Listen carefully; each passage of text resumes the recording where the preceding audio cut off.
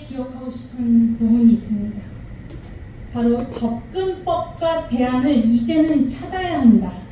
그리고 중국 인권 문제에 강제 북송 문제를 해워야 한다. 라는 메시지가 저는 굉장히 중대한 발언이라고 들었습니다.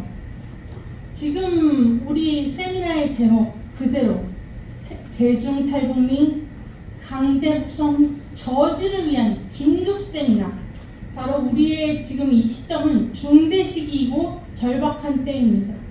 2,000명이 넘는 2,600명이라고 추산되기까지 하는 제중 탈북민, 중국에 있는 우리 국민 탈북민들의 생명의 문제입니다. 바로 오늘 이 순간과 이 자리를 함께 끝까지 해주시는 이 자리에 모여 계신 모든 분들이 바로 탈북민, 대한민국 헌법과 판례에 의거해서 우리 국민이기도 한 탈북민들의 생명에 관심과 그들의 생명이 중대하다라고 명심하고 계신 분들이 이 자리에 계신 줄로 믿고 존경과 감사를 올립니다.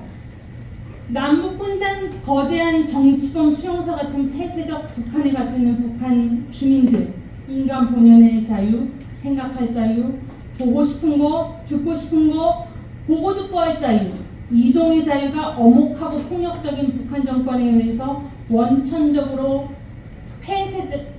봉쇄되고 차단당한 그분들입니다. 이런 상황에서 북한 주민들의 탈북은 인간 본성, 자유에 대한 강렬한 갈망에 부합하는 도리어 정상적인 일들입니다. 탈북을 하지 못하고 북한에 거주하고 있는 일이 어쩌면 인간 본성을 거스르는 2,500만 북한 주민들의 비정상 상태일 것입니다. 그럼 우리는 이 시점에 무엇을 어떻게 해야 합니까?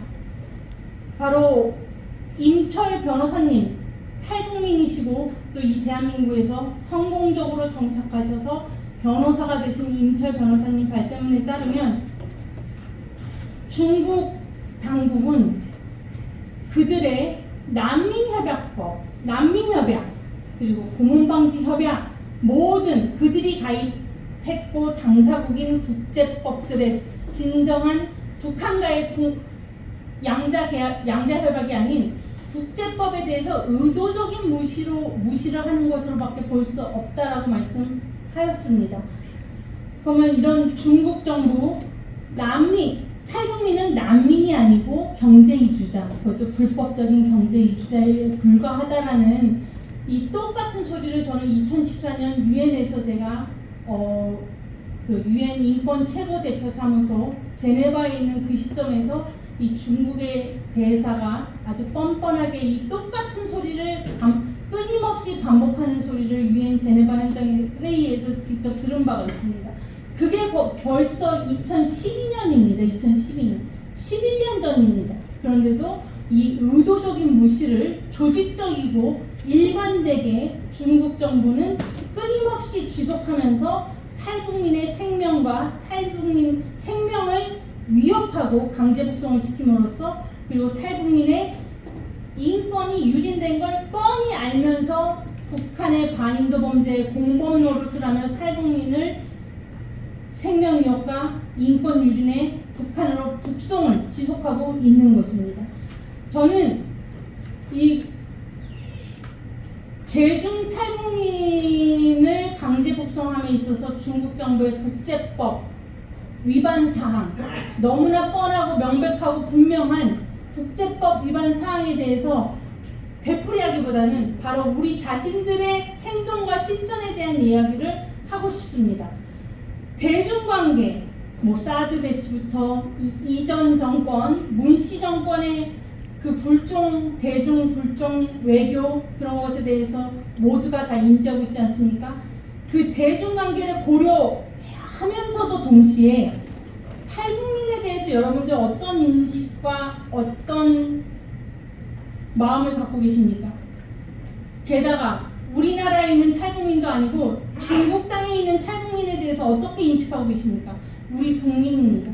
대한민국 헌법 제3조 영토 조항과 대한민국 판례로서 탈북민이 바로 대한민국 땅에 들어오자마자 바로 우리 국민으로 받아들이고 북한 이탈 주민으로 모든 지원과 보호를 하는 것처럼 이 탈북민에 대해서 우리 국민이라는 인식이 있다면 자국민 보호 차원에서 이 중국 땅에서 바로 북한으로 끌려가 죽을 것 뻔하고 인권유리 당할 것 뻔하고 강제납태 강간당할 것 뻔한 탈북민에 대해서 우리가 고요하게 담담하게 있다는 것 자체는 우리 또한 중국 정부 북한 정권의 반인도 범죄의 방조자 공범이 아닐까, 그런 생각을 저는 해보는 것입니다. 강제 북송, 이 말이 얼마나 잔인하고 무지막지하고 끔찍한 말인 줄은 이 악한 죽음의 순한 고리를 끊어내야 할 책임과 의무가 바로 이 자리에서 이런 논의를 함께하고 있는 우리 모두에게 있다라고 저는 말씀드리고 싶었습니다. 국제법적 검토를 통한 논리 주장, 너무나 통일연구원, 통일부, 외교부, 이런 시민사회의 모든 세미나, 포럼 10년 넘게, 최소한 10년 넘게 끊임없이 되풀이하고 중국 정부는 국제법을 위반하고 있습니다라고 우리는 촉구했고 주장했고 되풀이 같은 말을 반복해왔습니다. 그럼 이젠 우리는 무엇을 할 수 있습니까? 또 세미나를 하고 또 기자회견을 하고 또 집회를 하면서 중국 정부여 중단하라는 말을 되풀이해야 합니까?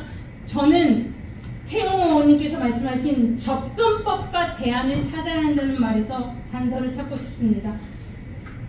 윤석열 정부에서, 윤석열 대통령의 입에서, 윤석열 대통령님 입에서 북한 인권이라는 말이 나온 순간 북한 인권 시민사회가 변화하기 시작하고 움직이기 시작하고 통일부가 달라지고 있습니다. 바로 윤석열 정부의, 윤석열 대통령의 언어에서 재중 탈북민 강제 북송, 이것은 국제법 위반이요 생명을 박탈하는 일입니다라는 그 말씀이 대통령의 입에서 나와야만 외교부가 움직이고 통일부가 움직이고 탈북민 목숨, 중국에 있는 탈북민 목숨 소중하고 중대하다라는 것을 대한민국 국민이 단 한순간이라도 깨달을 수 있을 것이라고 저는 믿습니다. 그렇기 때문에 윤석열 대통령께서는 북한 인권과 통일에 대해서 이렇게 말씀하셨습니다. 북한 인권 상황을 국제사회에 정확하게 알리고 북한 주민들과도 실상을 공유할 수 있도록 해야 한다. 대통령 말씀입니다. 통일은 준비해야 되는 일이며 그냥 되는 일이 아니라 통일은 갑자기 찾아올 수도 있겠지만 준비된 경우에만 그것을 실현할 수 있다고 명백하게 말씀하셨습니다. 재중 탈북민 강제 북송 저지도 못하면서 재중 탈북민 목숨 소중하다라는 말 한마디 못하면서 우리가 감히 입에 통일 준비, 통일을 입에 담을 수 있겠습니까? 탈북민 강제 북송 저지야말로 통일 준비에 물꼬를 트는 일이고 대중 외교에 있어서 핵심 사항이 되어야 하는 일이라고 저는 믿고 있는 것입니다.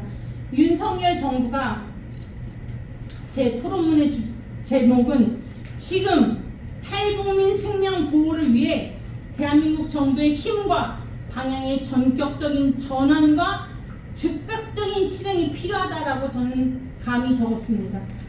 이런 전격적 전환과 즉각적 실행, 탈북민 목숨은 단 한 2,500명이 아니라 단 한 명도 소중합니다라는 그 선언이 나오기 위해서 우리는 무엇을 해야 합니까? 윤석열 정부의 과감한 결단과 실천을 해낼 수 있도록 국내적, 국제적 여건, 환경 조성해주고 우리가 명분을 던져주고 그것이 바로 이 자리에 있는 우리들, 시민사회 행동가들, 전문가들, 교수님들, 우리 모두의 생명을 위한다는, 인권을 위한다는 우리 모두의 책무이자 인간으로서의 당연한 의무라고 저는 생각을 하는 것입니다. 짧게 제가 드리고 싶은 메시지는 많이 말씀 올렸기 때문에 마무리 쪽으로 들어가겠습니다. 탈북민의 생명을 보호하려는, 이것은 생명의 문제입니다. 탈북민도 아니고 인간의 생명에 관한 문제입니다.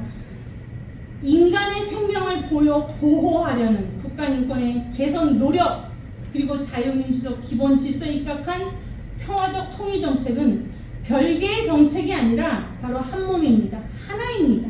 북한 인권 개선 따로 있고 평화 통일 정책 따로 있고 싱크탱크가 할 일 따로 있고 시민사회 집회할 것 따로 있고가 아니라 바로 우리 모두가 다 같이 해내야 할 한 몸뚱이입니다. 한 번 더 되풀이해서 말씀 올리지만 탈북민은 우리 국민이고 탈북민의 생명은 끔찍하게 소중하다. 이 사실을 똑똑히 인지하고 즉각 행동을 우리가 함께 합시다. 이상입니다. 네, 감사합니다. 이지연 변호사 열정적으로 말씀해